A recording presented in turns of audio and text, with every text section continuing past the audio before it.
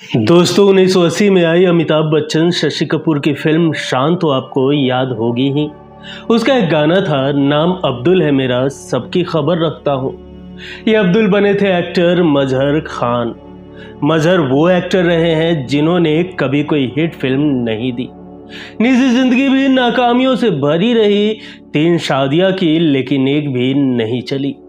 Film actress Zeenat Aman से इन्होंने तीसरी शादी की थी। ये रिश्ता भी सिर्फ विवादों के कारण सुर्खियों में रहा। जीनत उस समय टॉप एक्ट्रेस थी और मजहर एक फ्लॉप हीरो, जिन्हें छोटे मोटे रोल ही ऑफर होते थे। नतीजा ये हुआ कि मजहर ने जीनत को भी फिल्मों से दूर कर परिवार में सीमित कर दिया। जीनत 12 साल तक रिश्ते संभालने की कोशिश करती रही, लेकिन आखिर में वो भी हार गई। अपनी नाकामियों के डिप्रेशन में मजहर ड्रग एडिक्ट हो गए। दोनों किडनी खराब हो गई और बचाने की कोशिशें भी नाकाम ही रही। मौत के दिन भी विवाद ही हुए। पति के आखिरी दर्शन करने गई जीनत अमान को मजहर की लाश तक भी जाने नहीं दिया गया। नमस्कार, आप देख रहे हैं की मीडिया। दोस्तों, आज के किस्सों के सफर में हम मजहर खान से जुड़ी उन किस्सों और विवादों की चर्चा कर रहे हैं जिसे शायद ही आपने सुना हो। तो चलिए शुरू करते हैं आज के किस्सों का सफर। लेकिन उससे पहले अगर अभी तक आपने इस चैनल को सब्सक्राइब नहीं किया है तो प्लीज सब्सक्राइब कर ले। दोस्तों, 16 सितंबर 1998 को 43 साल की उम्र में एक्टर मजहर खान का इंतकाल हो गया। ये बात कड़वी है लेकिन सच है कि इस क्षति पर फिल्म इंडस्ट्री के नामचीन लोगों ने दुख नहीं जताया। दरअसल मजहर खान ऐसे एक्टर रहे जो अपनी काबिलियत नहीं बल्कि विवादों की वजह से सुर्खियों में रहे। बतौर लीड एक्टर उनकी कोई भी फिल्म हिट नहीं रही। साइन की गई पहली फिल्म शान भी बॉक्स ऑफिस पर बुरी तरह पिट गई, फिर भी उनके पास फिल्मों के ऑफर रहते ही थे। इस बात को समझने के लिए कहानी में थोड़ा पीछे चलते हैं। 80 के दशक में इंडस्ट्री में ये बात हर किसी की जुबान पर रहती थी कि फ्लॉप फिल्में देने के बाद भी डायरेक्टर्स मजहर को अपनी फिल्मों में क्यों कास्ट करते हैं।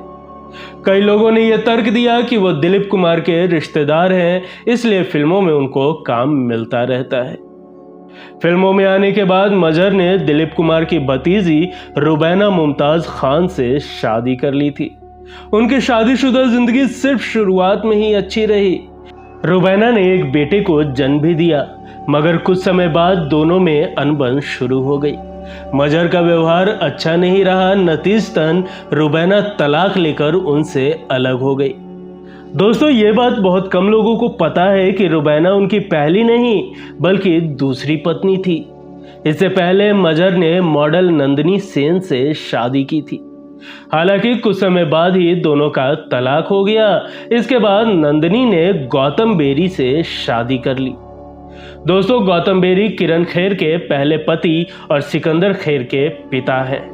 दोस्तों, भले ही मजहर को फिल्मों में काम मिल जाता था, लेकिन फ्लॉप फिल्मों के कारण अंदर से वो भी बेजार रहते थे। पत्नी से तलाक लेने के बाद उनके पास कोई ऐसा शख्स नहीं था जिसे वो अपनी भावनाओं को साझा कर सके। इसी दौरान उनकी मुलाकात एक्ट्रेस जीनत अमान से हुई। जीनत अमान का दिल भी टूटा हुआ था। दरअसल जीनत अमान की पहली शादी संजय खान से हुई थी। दोनों ने गुपचुप शादी की थी। कुछ समय बाद संजय खान इस शादी से मुकर गए, इसलिए दोनों की शादी को गैर कानूनी करार किया गया। रिपोर्ट्स की माने तो संजय खान ने एक पार्टी में जीनत अमान को बुरी तरह मारा था, जिसके चोट के निशान आज भी उनकी आंख पर है। दोस्तों, इस किस्से की चर्चा हमने जीनत अमान के एपिसोड में विस्तृत रूप से की है। अगर आपने अभी तक वो वीडियो नहीं देखी है तो उसका लिंक आपको डिस्क्रिप्शन बॉक्स में मिल जाएगा। आपसे दरख्वास्त है कि एक बार वो वीडियो जरूर देखें। दोस्तों, नाकाम शादियों के गम में डूबे मजहर और जीनत अमान को एक दूजे में हमदर्द मिल गया। दोनों साथ में वक्त बिताने लगे। बीतते समय के साथ उन्होंने शादी का फैसला किया। जीनत अमान की मां इस शादी के खिलाफ थी। इसके बावजूद जीनत अपने फैसले पर अड़ी रही और मजहर से शादी कर ली। उस वक्त जीनत अमान करियर के पीक पर थी, वहीं मजहर को फिल्मों में छोटे मोटे रोल ही मिल रहे थे। जीनत अमान का कहना था कि शादी करने का फैसला उन्होंने सिर्फ मां बनने के लिए लिया था। मजहर में जीनत को एक अच्छा जीवन साथी दिखा। उनके साथ एक सुखी परिवार का सपना देख उन्होंने शादी कर ली। शादी के शुरुआती साल बहुत अच्छे बीते।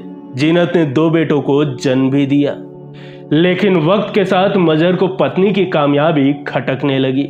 उन्हें लगा था कि इतनी बड़ी एक्ट्रेस से शादी करने के बाद उनके करियर में अच्छा बदलाव आएगा, लेकिन ऐसा कुछ भी नहीं हुआ।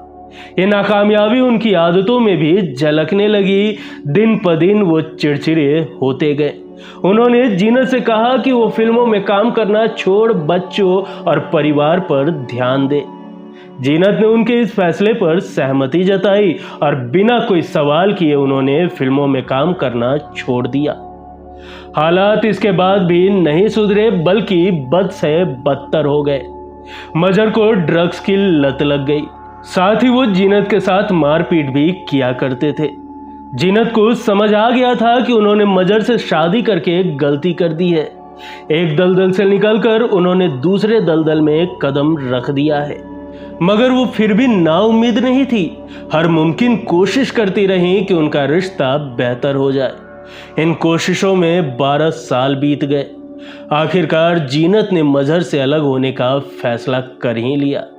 तलाक से जुड़े कानूनी काम जारी थे, लेकिन जीनत अलग रहने लगी। इधर मजहर की हालत और खराब होने लगी। ड्रग्स की लत से उनकी किडनी खराब हो गई, जो उनकी मौत का कारण बनी। 16 सितंबर 1998 को मजहर खान का निधन हो गया।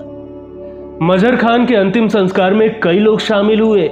जीनत भी उन्हें अंतिम विदाई देने पहुंची, मगर ससुराल वालों ने उन्हें मजहर की लाश तक नहीं देखने दी। इस दिन के बारे में जीनत ने सिमी ग्रेवाल को दिए इंटरव्यू में बताया था कि मैं इसके लिए बिल्कुल तैयार नहीं थी। मैंने बहुत कोशिश की कि वो जिंदा रहे। मुझे विश्वास भी था कि उनकी किडनी ठीक हो जाएगी। 1993 से 1997 का समय मेरे लिए किसी जंग से कम नहीं था। मैं इन सालों में मजहर के साथ हॉस्पिटल में रही। इंजेक्शन लगाने से ड्रेसिंग करने तक मैंने सब सीखा। एक अकेली महिला जितना कर सकती थी, मैंने उतना सब किया। इसके साथ ही मैंने अपने बच्चों को भी संभाला। मैं मजहर का ख्याल रखने के लिए मौजूद थी, लेकिन मेरी देखभाल के लिए कोई नहीं था। मुझे पूरा यकीन था कि जिस हालात में मैं रही, उस सिचुएशन में कोई भी बहुत लंबे समय तक नहीं रह सकता था। जब इंडिया के डॉक्टर्स ने जवाब दे दिया था, तब मैं मजहर को विदेश लेकर गई। वहां पर इलाज के बाद उनकी हालात में कुछ सुधार आया और वो 1997 में वापस भारत आ गए। इतने समय मैंने दिन और रात की परवाह किए बिना उनकी सेवा की। ये सारी चीजें तो बुरी थी ही। सबसे ज्यादा बुरा ये था कि मुझे उनके जनाजे में शामिल नहीं होने दिया गया। जब मैं उनके अंतिम दर्शन के लिए गई तो उनकी माँ और बहन ने धक्के देकर वहां से निकल जाने के लिए कहा था। ये सारी चीजें किसी बुरी फिल्म की तरह ही थी। मैं क्यों ना उन्हें देखने जाती? मैंने जिंदगी के इतने साल उन्हें दिए थे। वो मेरे बच्चों के पिता थे।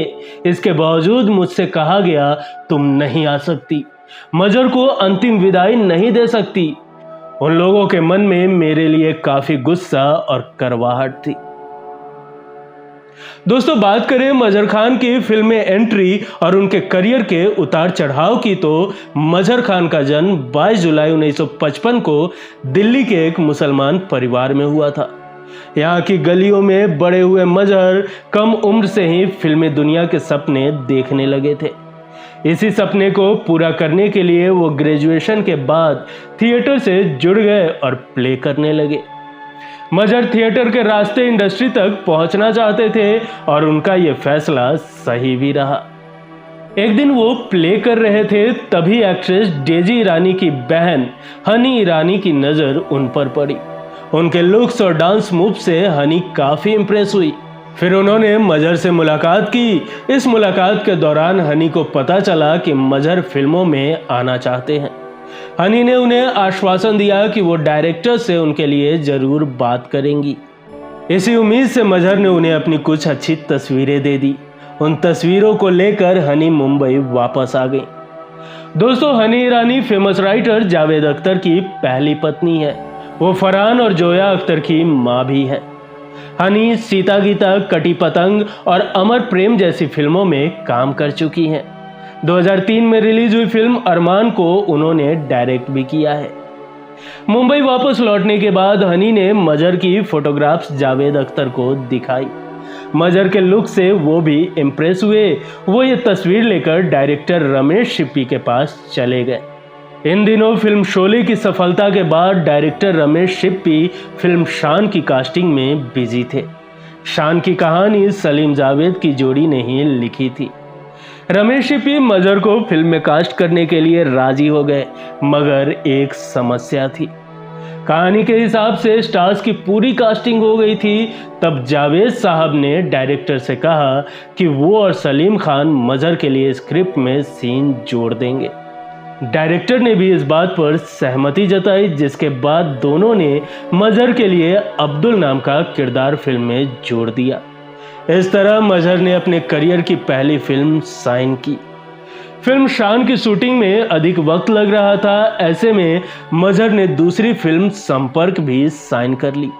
यह फिल्म शान से पहले रिलीज हुई थी। इसमें उन्होंने वृंदावन बिहारी लाल का रोल प्ले किया था।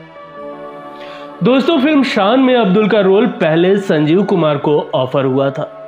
पहले तो संजीव इस रोल के लिए राजी हो गए थे, लेकिन बाद में उन्होंने मना कर दिया। संजीव को लगा कि शोले के बाद दर्शकों को उनसे बहुत उम्मीद हो गई है, इस खातिर उन्हें अच्छा रोल करना चाहिए। उन्होंने शान में काम करने के लिए इसलिए मना कर दिया क्योंकि अब्दुल का स्क्रीन टाइम सिर्फ इंटरवल के पहले ही था। वो ऐसा रोल करना चाहते थे जो लंबे समय तक पर्दे पर दिखे। दोस्तों, शान फिल्म भी सुपर फ्लॉप साबित हुई। इसके बाद 1981 में फिल्म रूही रिलीज हुई। इसमें मजर के किरदार का नाम विजय था और उनके साथ जरीना वहाब भी थी। इस फिल्म को मेकर्स हिट कराना चाहते थे। इसके लिए उन्होंने एक तरकीब निकाली। यह खबर फैलाई गई कि जरीना और मजर रिलेशनशिप में है। उनका मानना था कि इस खबर से उनकी फिल्म हिट हो जाएगी। हालांकि यह स्कीम फिल्म की तरह ही फ्लॉप हो गई। फिल्म ने कोई खास कमाई नहीं की। जब बतौर एक्टर करियर नहीं चला तो मजहर ने प्रोडक्शन में हाथ आजमाया।